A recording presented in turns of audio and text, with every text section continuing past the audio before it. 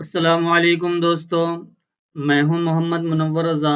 मेरा YouTube channel रज़ा computers में आप सभी हजरात का खैर मकदम है। आज मैं फिर से हाजिर हुआ हूं इन पेज के लेसन नंबर यानी कि सबक नंबर 15 के साथ, और मैं आज आपको बताने वाला हूं इन पेज के अंदर एडिट मेन्यू के अंदर प्रेफरेंस के अंदर डॉक्यूमेंट कमांड के बारे में।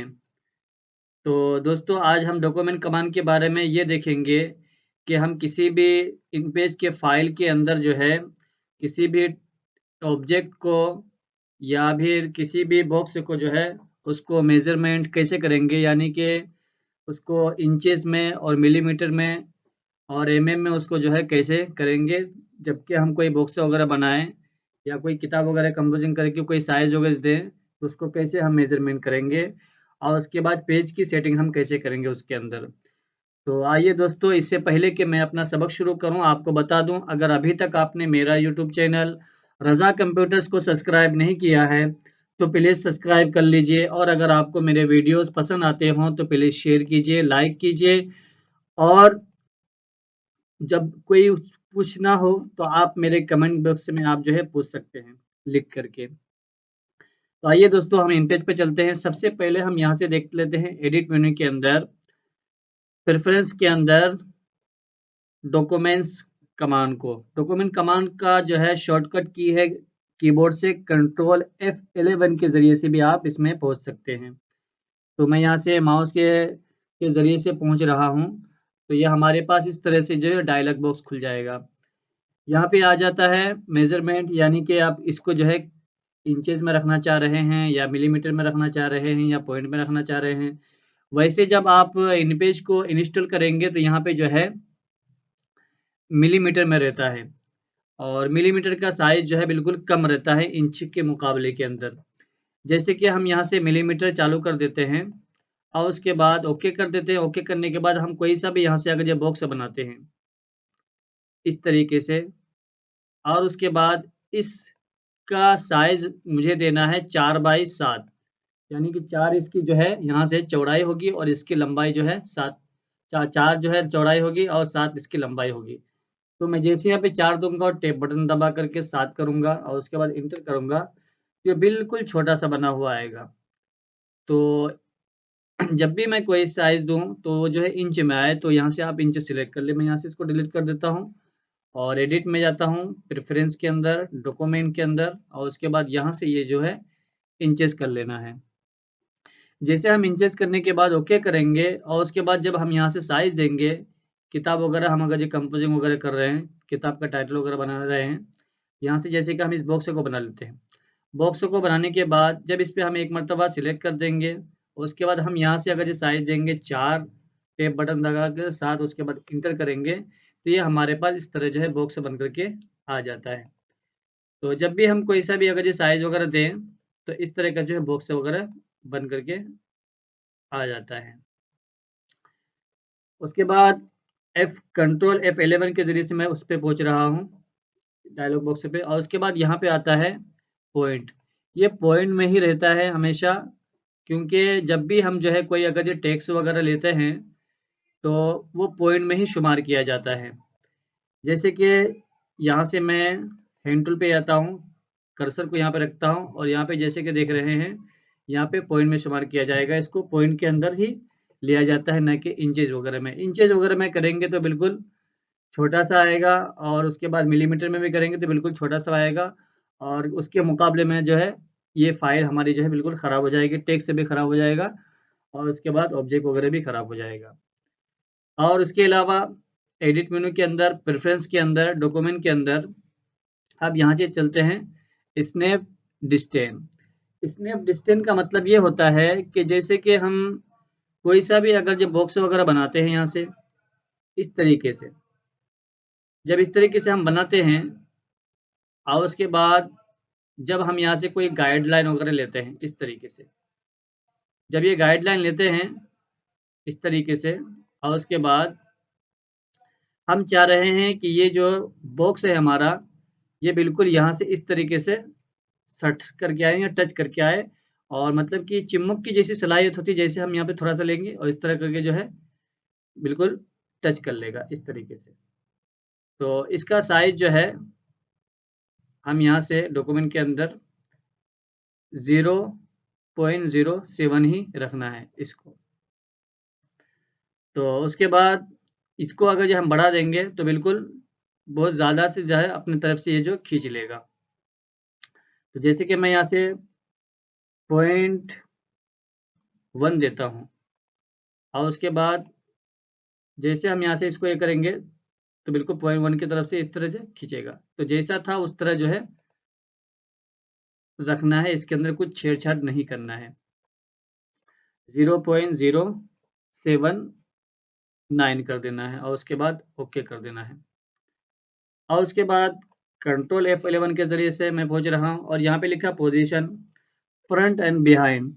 फ्रंट एंड बिहाइंड का मतलब ये होता है जैसे कि हम यहाँ से कोई सा भी कलर दे देते हैं इस तरीके से। अब इसको जो है हम इसके ऊपर रखना चाह रहे हैं, मतलब गाइडलाइन के ऊपर या गाइडलाइन के बाद में। तो फ्रंट ही रहेगा न कि बाद में रहेगा। जैसे हम कोई यहाँ से कोई बॉक्स बनाएं, ये हमारा जो है ज़ाहिर हो ये गाइडलाइन, इसका मतलब ये होता है। और उसके बाद एडिट मेन्यू के अंदर चलते हैं, यहाँ से डॉक्यूमेंट्स के अंदर पेज नंबर। ये पेज नंबर हम जो है कैसे डालना सीखेंगे आज मैं वो बताने वाला हूँ। कि जैसे कि किताब वगैरह हम कंपोजिंग वगैरह करते हैं उसके अंदर, तो बहुत सारी किताबों के अंदर जो है नंबर आप कहाँ से चालू होगा और कहाँ से स्टार्ट होगा और किस स्टाइल में देंगे, स्टार्ट किस नंबर से करना है आपको और किस स्टाइल में करना है। यहाँ पे वैसे इंग्लिश में ही रहता है, तो हम यहाँ से उर्दू में भी करेंगे और इंग्लिश में करेंगे। तो हम सबसे पहले जो है पेज नंबर डालने के लिए सबसे अहम बात ये है कि हमको सबसे पहले मास्टर पेज पे जाना पड़ेगा। ये मास्टर पेज के अंदर जो हम सारी चीज़ें करेंगे वहाँ कर लेंगे, उसके बाद जितने भी हम कंपोजिंग वगैरह करना चाह रहे हैं मास्टर पेज के बाहर से आकर के कर सकते हैं। तो सबसे पहले यहाँ से मैं चले जाता हूँ मास्टर पेज के अंदर। जैसे ये एम जो बना हुआ है, इसकी खासियत ये जैसे कि मैं मास्टर पेज पे पहुँचूँगा तो ये जो है थोड़ा-सा अंदर दब जाएगा। ये अभी पूरा उभरा हुआ लग रहा है। तो जैसे कि मैं इस पे एम पर क्लिक कर देता हूँ, ये मैं मास्टर पेज के अंदर पहुँच गया। अब इसके अंदर हम अगर ये लिखना वगैरह चाह रहे हैं तो बिल्कुल नहीं लिख सकते। हाँ, उसके बाद हम यहाँ से जो है टाइटल वगैरह बना करके इस बॉक्स के अंदर लिख सकते हैं। जैसे कि मैं यहाँ से टाइटल बॉक्स दे देता हूँ इस तरीके से।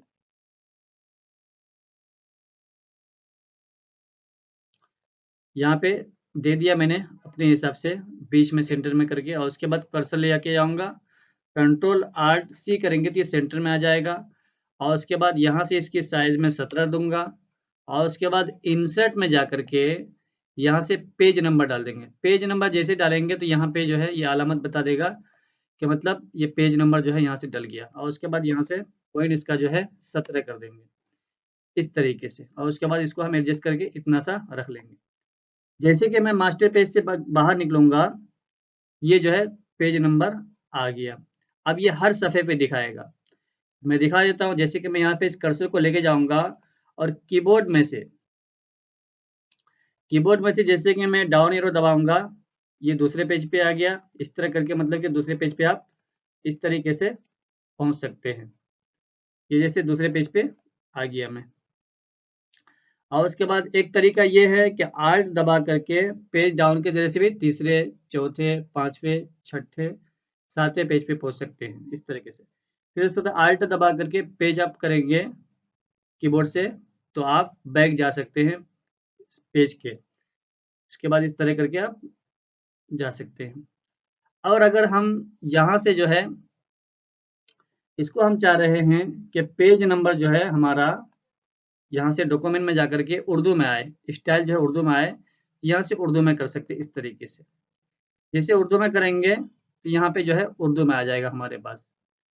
और उसके बाद हम चाह रहे हैं कि बहुत सारी किताबें, बहुत बड़ी-बड़ी किताबें फाइल होती है, तो उसमें क्या होता है कि मतलब कि हैंग होने का खतरा रहता है, तो उसको जो है 2 डिवाइड कर देंगे, अलग-अलग करते हैं तो नंबर जो है कभी 101 या 102 से अगर ये नंबर डालना चाह रहे हैं तो एक तो 102, 103 से नंबर भी डलता है। वो उस तरह करने के लिए जो है आपको मास्टर पेज पे जाना पड़ेगा सबसे पहले। मास्टर पेज पे नहीं, सबसे पहले मास्टर पेज से हम अंदर आ जाते हैं और उसके बाद यहाँ पे क्लिक करने के बाद एडिट में जाना है, प्रेफरेंस के अंदर जाना है, डॉक्यूमेंट के अंदर जाना है और उसके बाद जैसे हम यहाँ से नंबर देंगे 101, ये 101 से ही नंबर शुमार कराएगा। आप देख सकते हैं इस तरीके करके, आप यहाँ से भी इस तरीके करके पेज पे जा सकते हैं इस तरीके से।